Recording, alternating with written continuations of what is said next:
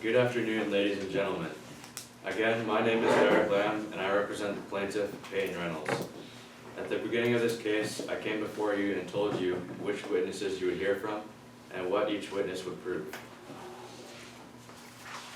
Now that we're at the end of this case, I want to review the evidence and testimony to show you that we have met the burden of proving negligence. My client bears the burden of proof. This means that we carry the burden of proving to the jury that the defendants, Dalton Fisher and the Smithville School District, are liable for the plaintiff's injuries. The burden of proof is met when we convince the jurors that there is a 51% or more chance that the claim is true. In simpler words, it is more likely than not that the defendant's inactions caused the injuries sustained to Pat Reynolds. The defense may argue that they are entitled to use safe harbor as a defense. However, it does not apply here. As the judge explained to you, safe harbor means that they are not negligent or liable for damages only when they acted within the general standard of care. The defense is not entitled to safe harbor because we proved that they are negligent in past injuries. As the judge explained to you, a breach is a violation in a law or duty. Proximate causation means a violation of a law or duty caused the injury, and damages were the outcome of a breach in a law or duty. As a reminder, the legal issue in this case is one of negligence. We satisfied the 4 elements of negligence by presenting to you 3 witnesses. You heard from Avery Harris, Pat's roommate, Peyton Reynolds, Pat's father, and finally Bailey Thompson, my client's expert witness. We proved that there was a duty. Dalton Fisher and the Smithville School District were supposed to take care of the students attending this trip. We proved that there was a breach of the standard of care of that duty.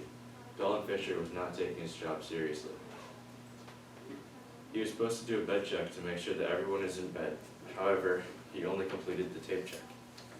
Ladies and gentlemen, in Mr. Fisher's testimony, he stated that he knew about the tricks kids would use to get past the tape check. In other words, he knew the tape check was faulty.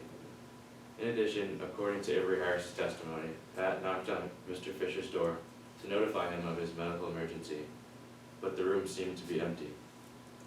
Also, we showed the breach was the proximate cause of the injury. Because Dalton was not in his room to assist Pat like he should have been, Pat had to take the only option available to him. In Avery Harris' testimony, she says that food will make him feel better. So the only option was to go out into the night to get some food, where he eventually sustained a head injury. Whereas if Dalton was there to assist Pat, my client would be able to spend the rest of his days alongside his only son. Finally, we showed that there were damages that arose from the breach. Pat's head injury was a direct consequence of Dalton Fisher's failing to look after a student which he was responsible for. Ladies and gentlemen of the jury, the reason why your job is so important today is that the life of a single father's son is at stake. So please take your job seriously. Think about the evidence shown to you from both sides. However, I'm confident that there is only one conclusion you can make, and that is Dalton Fisher and the Smithville School District are negligent in the injury sustained to Pat Reynolds on the night of September 27, 2013. Ladies and gentlemen, I want to thank you for your service at this trial. I appreciate your dedication, your attention, and most of all, your hard work to aid a single father in caring for his only son. Thank you.